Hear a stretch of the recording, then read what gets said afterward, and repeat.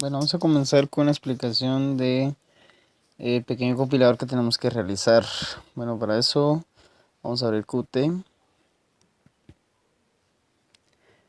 que es el IDE para programar en C++, para utilizar la herramienta FlexiByzon. Esperamos a que cargue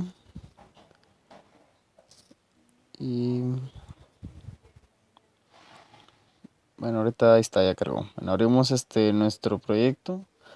Eso yo le puse tarea 5. Bueno, lo abrimos.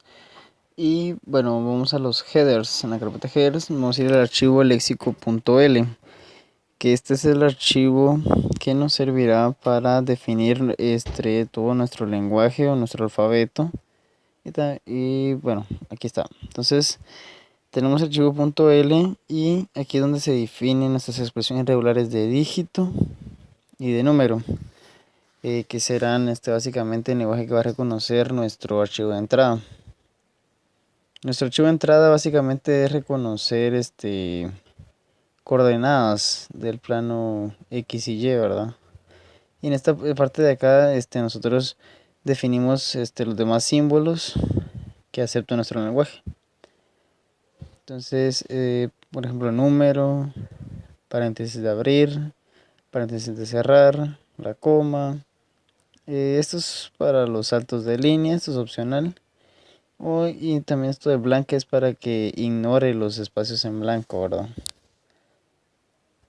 El lenguaje que tenemos que reconocer básicamente es entre paréntesis ponemos nuestra coordenada inicial, en el plano X y Y con 2 puntos, por ejemplo 3,4, seguido de otras coordenadas que serán las que nos servirán para calcular la distancia que existe entre la coordenada inicial y las demás coordenadas, y tenemos que desplegar la que tenga la distancia mínima.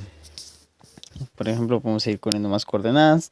Cada coordenada se separa con una coma, ¿verdad? Entonces, en base a esto, nosotros realizamos nuestra gramática. Bueno, nuestra gramática la realizamos en el archivo sintáctico.y. Y lo primero que tenemos que declarar son básicamente los no terminales y los terminales. Entonces, por ejemplo, estos terminales son los que tenemos declarados con este return de aquí, del archivo .l, que nos va a devolver cuando reconozca esos parámetros con esos nombres. Entonces van a ser solo textos y los va a regresar de esa manera. Y también declaramos nuestros no terminales, ¿verdad? Entonces empezamos con la producción inicial. Ese produce cuerpo. Bueno, y ahora pues cuerpo lo que va a producir es la coordenada inicial, seguido de una coma y seguido de otra lista de coordenadas. En la coordenada inicial tenemos los paréntesis de abrir, seguido de un número, una coma, otro número y pues un paréntesis de cerrar, ¿no? Bueno, en la lista de coordenadas vamos a tener una lista de coordenadas porque es recursiva por la izquierda, para que nos permita crear una lista de varias coordenadas y seguido de un punto. Entonces, o solo puedes que solo venga un punto. Y el punto lo que produce va a ser paréntesis de abrir, seguido de número, seguido de una coma, un número, paréntesis de cerrar. Bueno, eso sería básicamente todo con nuestra... Bueno, ahora yo creo un objeto tipo punto, el cual pues contiene los atributos número en X y número en Y. Y también pues le creé los métodos, ¿no? De setear y de obtener esos parámetros.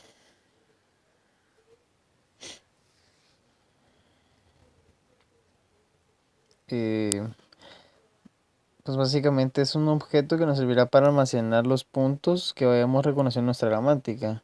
También crea una lista de unas coordenadas, que es lo que nos servirá para almacenarlos. Bueno, entonces ya en nuestra gramática, cuando reconozcamos la coordenada inicial, vamos a crear un objeto tipo punto. Le vamos a setear los valores en X, que es el atributo en la posición 2, y los atributos en Y, que es la posición 4, ¿verdad? Una vez lo seteamos a este objeto, seteamos las variables y lo ingresamos a nuestra lista, ¿verdad? Nuestra lista de puntos. La insertamos y de igual forma le setamos la posición del vector, ¿verdad? Y también seteamos donde tenemos la producción que tiene el punto. Vamos a hacer lo mismo exactamente, ¿verdad?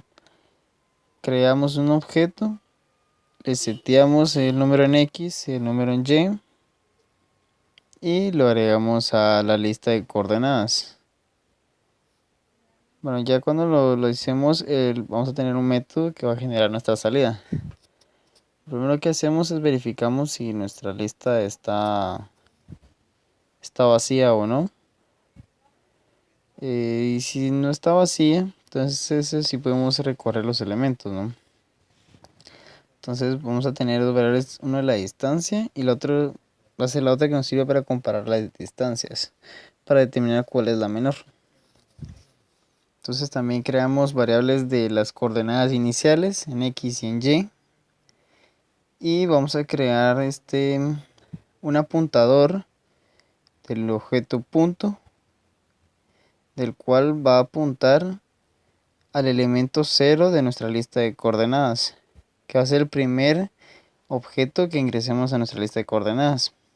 Entonces a las coordenadas iniciales, tanto en X inicial, le vamos a setear el valor que tiene ese apuntador en la posición X, el atributo del número en X, con el método get. Y de igual forma, ¿verdad? Para la Y inicial, le vamos a setear el valor de Y. Luego con un for vamos a recorrer la lista y para calcular la distancia entre puntos utilizamos la fórmula que dice que es la raíz de la potencia al cuadrado entre una resta de la posición X que se quiere calcular con respecto al punto inicial más la potencia otra vez del punto en Y del punto en Y que se quiere calcular menos el Y inicial. Eso elevado al cuadrado y la suma de esto, ¿verdad? Y a eso se le saca la raíz y esa es la distancia. Luego verificamos si el índice es igual a 1.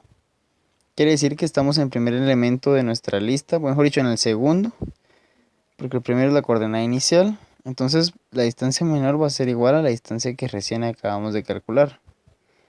Y luego esta variable índice me va a servir para identificar el índice en la lista que se encuentra a ese punto. Bueno, y si no, quiere decir que ya estamos evaluando los siguientes puntos. Solo comparamos si la distancia recién calculada es menor a la distancia que teníamos anteriormente. Si es así, se acepta que la distancia menor va a ser igual a la que acabamos de calcular. Y aguardamos siempre el índice, ¿no?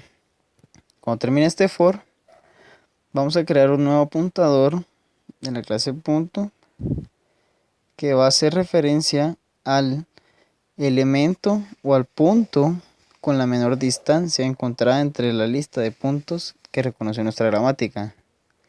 Entonces a ese le vamos a setear, vamos a crear variables de la posición en X que va a ser igual a la referencia al get de número en X de nuestro índice. Luego creamos una variable resultado en el cual va a contener la coordenada del punto inicial, la coordenada del punto con menor distancia y por último va a tener la distancia menor que se calculó durante el recorrido del for, ¿verdad? Luego tenemos esta variable salida que es un qtextedit. Solo le usamos el método append para añadir este qstring al qtextedit. Y si, bueno, si no es de la condición inicial, si la lista está vacía o no. Entonces no se ha realizado ningún archivo.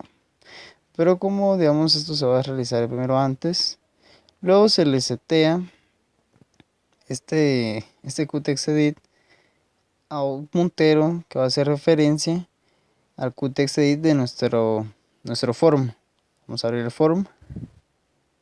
Entonces aquí tenemos el qtextedit que va a ser la salida cuando le demos clic a analizar. Bueno, vamos a correr esto. Vamos a cancelar. Vamos a ver. Bueno, vamos a guardar los cambios. Bueno, una vez que guardamos los cambios,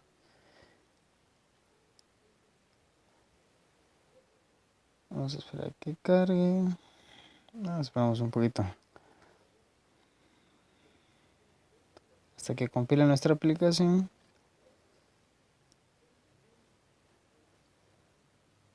Bueno, ahí va. Ahí está. Bueno, entonces vamos a clic en archivo, abrir archivo. Y vamos a abrir el archivo de entrada. Bueno, una vez cargado, le damos clic. Bueno, ahí tenemos todas las coordenadas. Le damos clic en análisis, luego en realizar análisis. Y por último en ver salida. Ahora nos vamos a la pestaña de salida. Y ahí está, la distancia más corta de la coordenada inicial que se encuentra en el punto 3,4. Que es la primera coordenada que aparece en nuestro archivo de entrada. Es la que se encuentra en el punto 4,5. Es la segunda coordenada de la lista de coordenadas, siendo la distancia menor de 1.41421. Entonces, por ejemplo, si queremos verificar esto, vamos a agregar otra coordenada en el mismo punto exactamente para verificar que sí funciona nuestra gramática. Entonces aquí la distancia tendría que ser 0, ¿no? Vamos a ver de salida. Ahí está. La distancia más corta pues es la que está en el punto 3,4, siendo la distancia menor 0. Y bueno, con esto podemos comprobar de que nuestra gramática pues sí funciona. Espero que pues les sirva de algo. Gracias.